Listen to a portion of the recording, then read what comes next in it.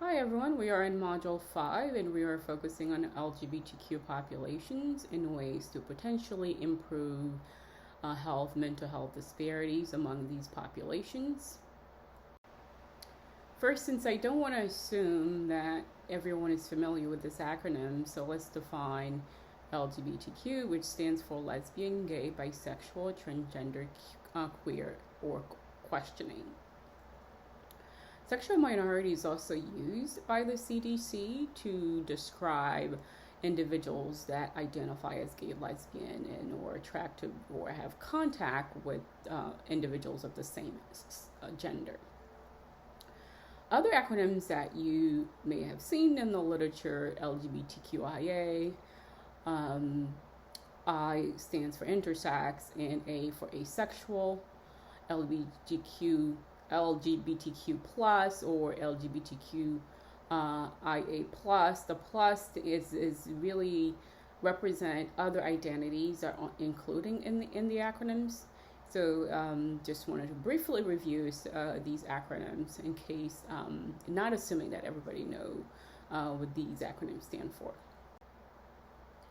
The research on GLBTQ population within public health is a developing research area, meaning there has not been a lot of research looking at or assessing conditions, prevalence of conditions, or intervention work done with this population. The work that has been done show that this population, or these populations, because within GLBTQ there are different subpopulations, have increased risk for chronic diseases, particularly type 2 diabetes. A CDC report showed that about 25% of men who identify as gay or bisexual have diabetes, and 14% of lesbian or bisexual women. This population is at increased risk for being overweight or obese, meaning that there's higher prevalence rates of obesity, being overweight or obesity among this population. So lesbian and bisexual women tend to be overweight in comparison to non-GLBTQ women. Transgender men tend to also be overweight or obese. Why this is important? Because we know that obesity is a risk factor for developing type 2 diabetes, among many other health conditions. Experiencing chronic stress is a risk factor for being overweight or obese. As we know, being obese or overweight is a risk factor for type 2 diabetes. So is chronic stress. In previous lectures, we talked about the wear and tear on the body over time with being chronically anxious. For example, because the body reacts as if it's in flight or fight mode. As a result, our body does not work optimally. So there are various processes or systems that get shut down or hindered because the body is acting as if it needs to prepare to flight or fight. So in addition to chronic, to being overweight or obese, GLBTQ people tend to report poor sleep patterns. Poor sleep patterns is a bad sleep or poor sleep, whether it's issues with sleep initiation or sleep maintenance. It has shown over time to be a risk factor for weight gain, chronic stress, and type 2 diabetes. Other risks for chronic diseases among this population in comparison to non-GLBTQ population is that there are higher rates of smoking. And we know smoking is a risk factor for type 2 diabetes. I believe 30 to 40% increased risk if you are a smoker in terms of the risk, the odds of the likelihood of you developing type 2 diabetes. 1 in 6 lesbian, gay, bisexual adults smoke cigarettes, and 36% of transgender adults smoke. So minority stress is a theory that really explains the various lived experiences that people have that are associated from various stressors. like stigma, discrimination, and violence. Because of these experiences, the mental toll as well as the physical toll on the body, over time, these experiences place these individuals or people at increased risk for various physical and mental health conditions or outcomes. So folks who have multiple marginalized identities tend to experience an added stress. For example, Black GLBTQ individuals experience both racism and homophobia. So the intersection of gender identity as well as race or racism place them at increased risk factors for various health problems. Stress-related experiences is a major factor in terms of developing research that really address the various factors, the various threat to LGBTQ population in terms as it relates to health and mental health outcome. So a recent study shows that LGBT individuals were 9 times more likely to be victims of hate crimes comparison to folks who did not identify as LGBT. So most hate crimes gender women disproportionately impacted in comparison to cisgender women, and the majority of the offenders in terms of transgender violence against transgender women, the offenders tend to be male. Transgender people, in terms of Flores et al. Show that for 8.6, they had 8.62 victimization per 1,000 people compared to cisgender people, and cisgender is another term for heterosexual. 1 in 4 transgender women indicated that they had been violently attacked because of their gender, according to Flores et al., and also reports by the CDC. A recent report by the CDC, transgender women have higher rates of violent victimization in comparison to heterosexual men and women. And this is the rates for transgender men and women, and below are the rates for transgender heterosexual women and men. And so you can see the differences in terms of transgender women in comparison to heterosexual women, and transgender men in comparison to heterosexual men.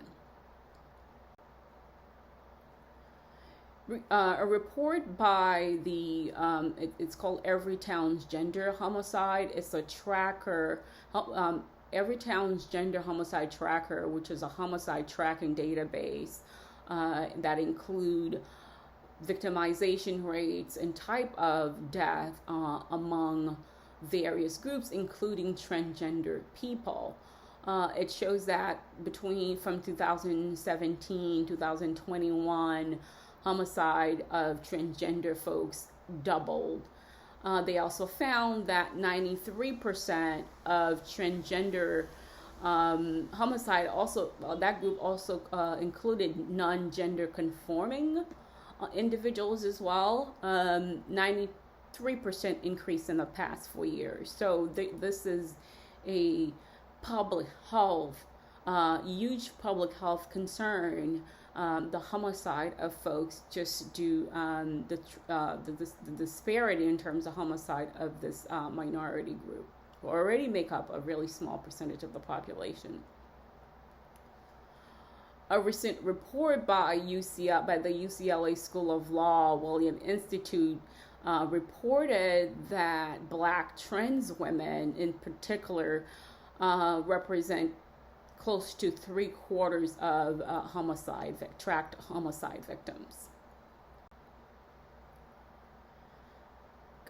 Conwell et al., this is one of the articles for this module, conducted a large surveillance study to explore differences among gender identity and self-report health, and they found some of the results include that more sexual minorities in comparison to to heterosexuals had these high rates of these conditions: activity limitation, tension, worry, smoking, drug use, asthma, and lifetime sexual victimization.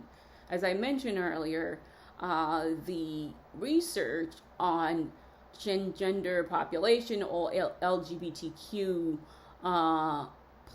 populations is very much developing. There has not been a lot of research, and the research that has been done a lot on very small sample.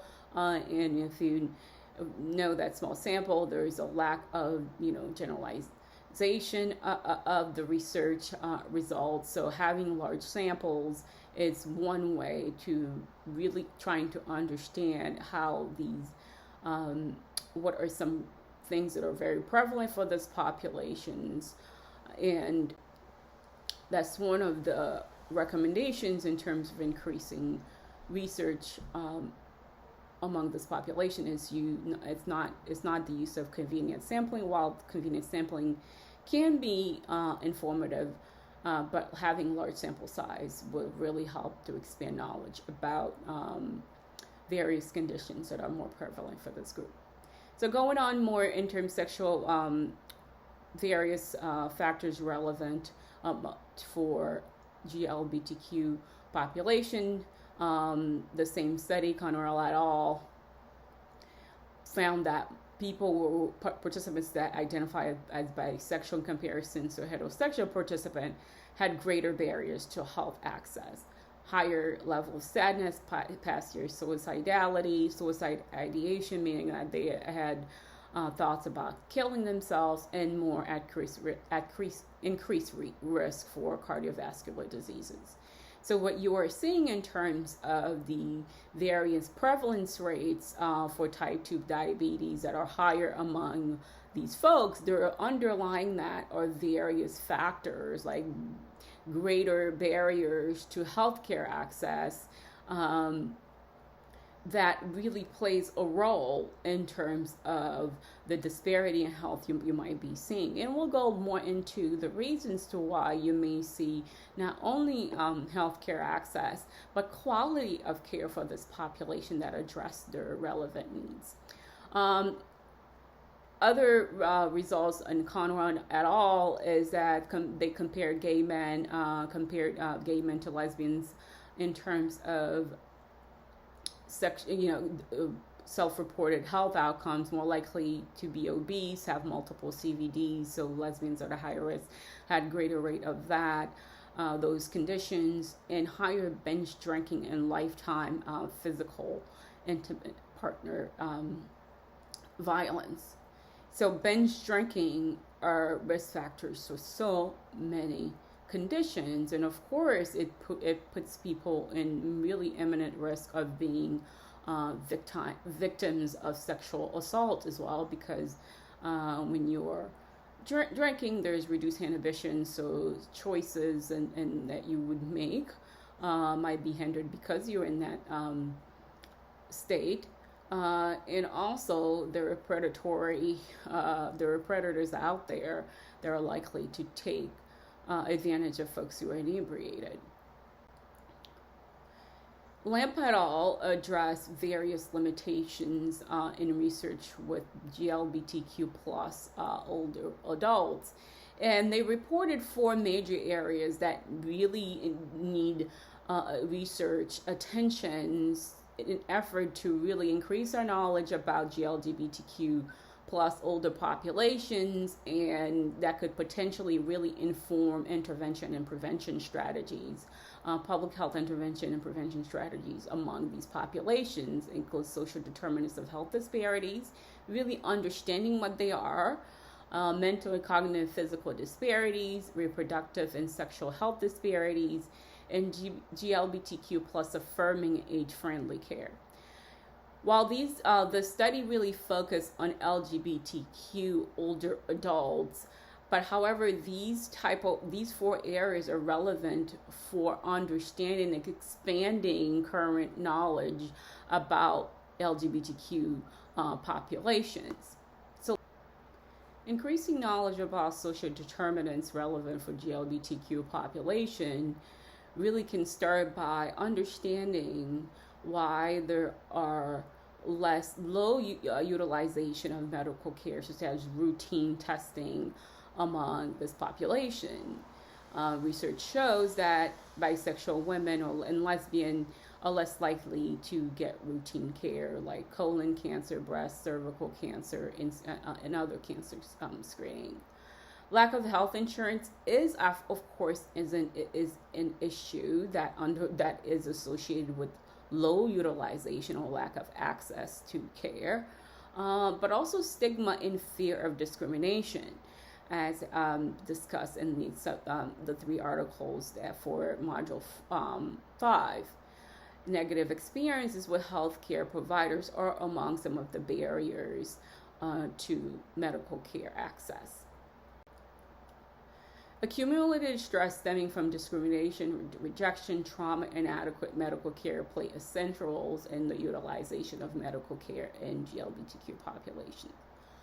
This is kind of summarize some of the huge issue that public health faces because of their chronic and additive stress related to discrimination, rejection, and trauma, and that also inadequate care, meaning that when GLBTQ population do access care, they tend to not receive quality care. So this is a call to really look at the various factors that really underline the lived experiences of GLBTQ population, understanding them, being aware of them, and how they may influence how this population access care, and what providers should be knowledgeable about in treating this. Central to developing strategies that really address factors or barriers to health, as well as facilitators to health outcome, meaning that facilitators that really can increase effective development of prevention and intervention strategies for this group in effort to eventually decrease health disparities. We have to understand these unique social determinants of health for this group. Stigma, discrimination, and violence really underline the unique experiences of GLBTQ population. So how these factors may, for example, how stigma, discrimination may impact how these folks engage in care or remain in health or mental health treatment once they engage is really important. Discriminatory legislation or policies, upstream factors that really trickle down to social environmental condition in which these individuals live, really play essential roles or contribute to the disparities in health that we're seeing among this population.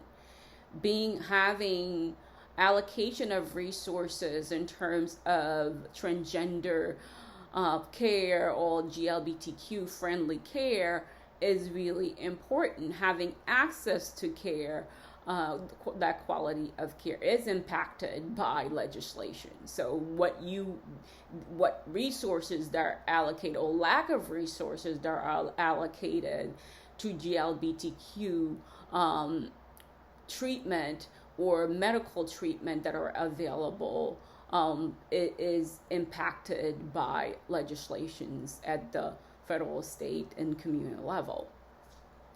Poverty is another important determinant of health among this population. Yes, this indicator is relevant for other population as well, including race and gender and ethnicity, and you can throw in other demographic groups as well.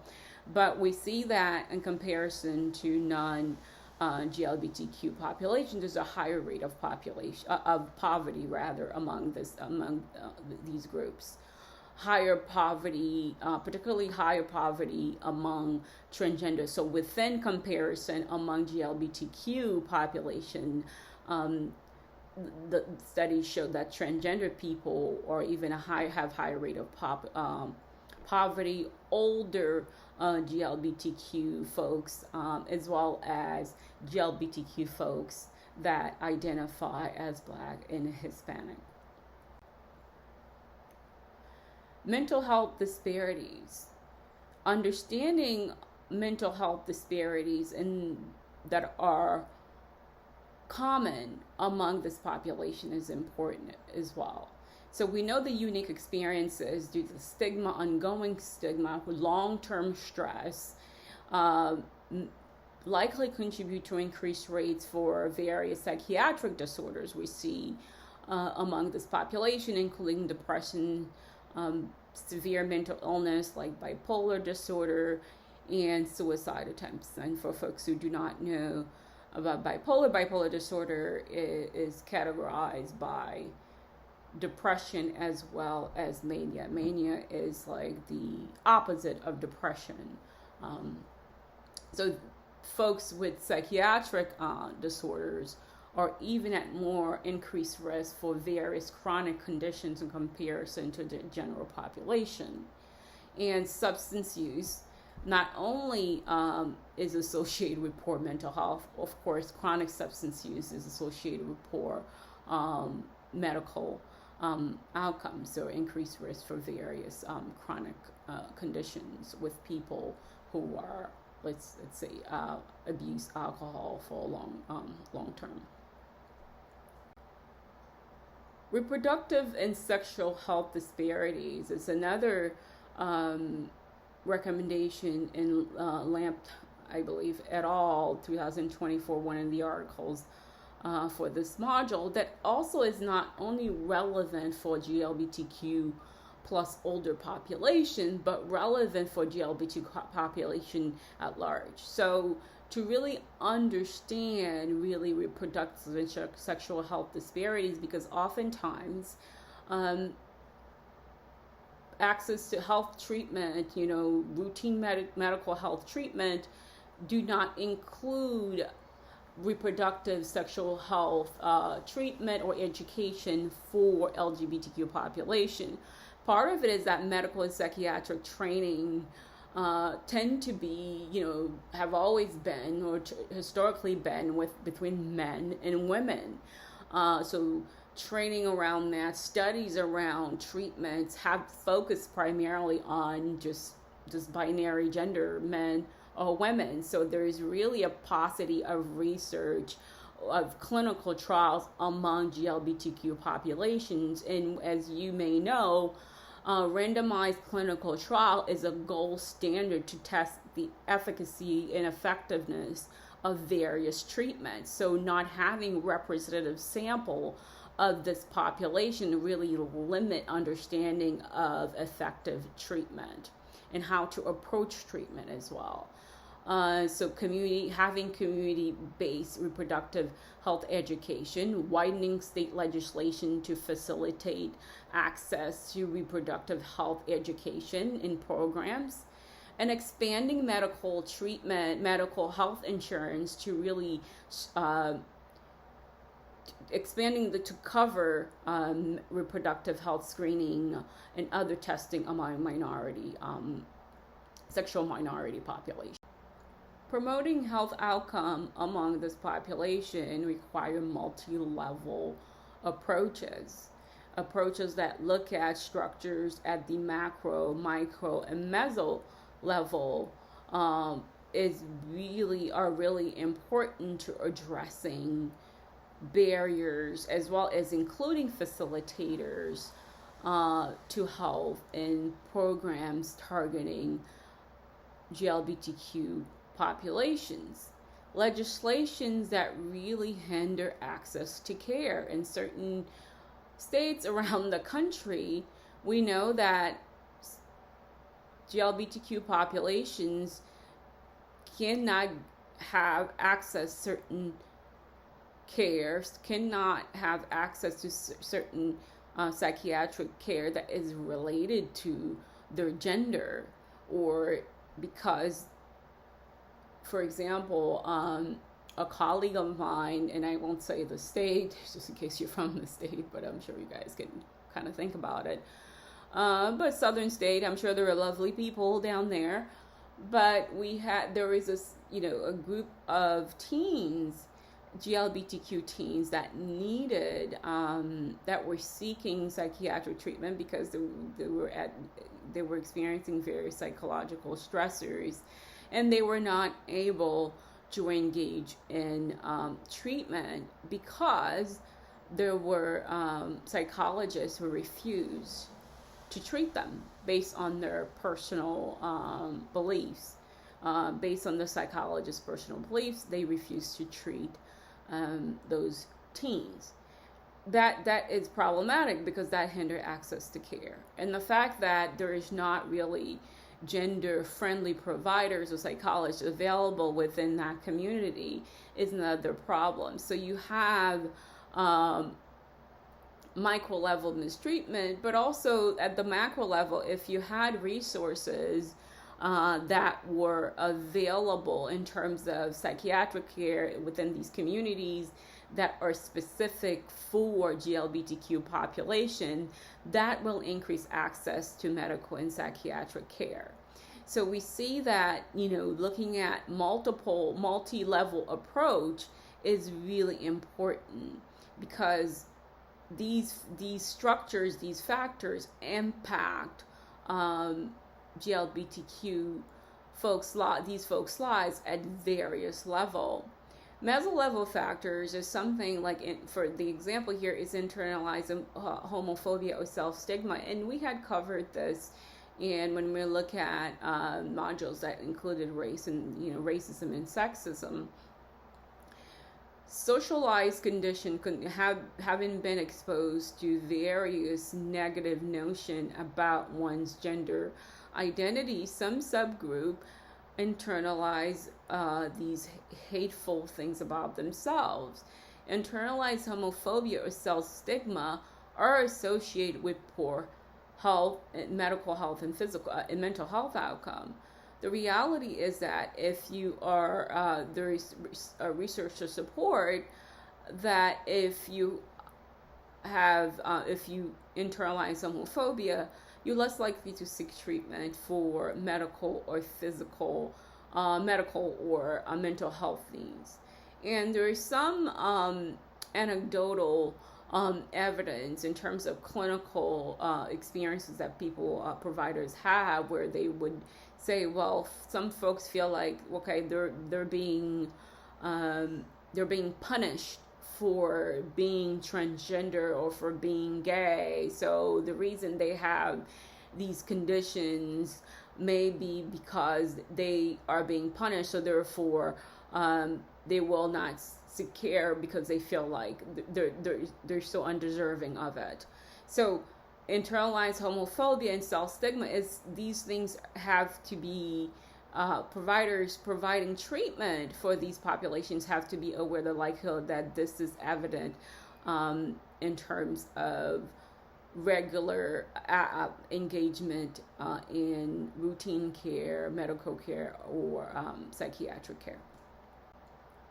So a recap of this lecture, GLBTQ population are, unfortunately disproportionately impacted by various disease condition. Minority stress is really important to understand, as it really helps to explain the various experiences that are unique to these populations and how they are related to increased risk for various conditions.